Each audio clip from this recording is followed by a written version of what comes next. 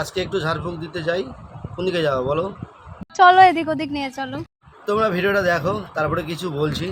আর ব্যাপার হচ্ছে, ভালো লাগলে পরে অবশ্যই একটু সাবস্ক্রাইব করে দেবে, লাইক কমেন্ট শেয়ার তো অবশ্যই করবে, আমি আশা করব। কথা বলতে বাধ্য হলাম।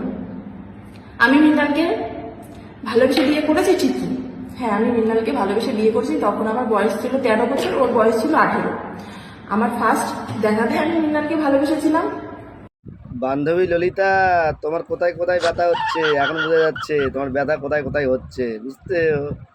বউ পাশে শুয়ে থাকতে অন্য মেয়েদের সঙ্গে কথা বলা কোন মেয়ে সহ্য করবে? পারবে কেউ? এদের চাপে পড়ে না আমাদের কি মানে সোশ্যাল মিডিয়াটা ছাড়তে হবে। এই শালা ঢ্যামনা ঢেম ধরে যাচ্ছে, আর এই ঢেমনি শালা ঢ্যামনা ধরে যাচ্ছে। এই ঢ্যামনা আর ঢেমনি এই ধরাধরির মাঝখানে চক্করে পড়ে এ মানে আমাদেরই ফুটকি মারা চলে যাবে। চিরে নুনে চিরে চিরে চিরে নুনে চিরে চিরে চিরে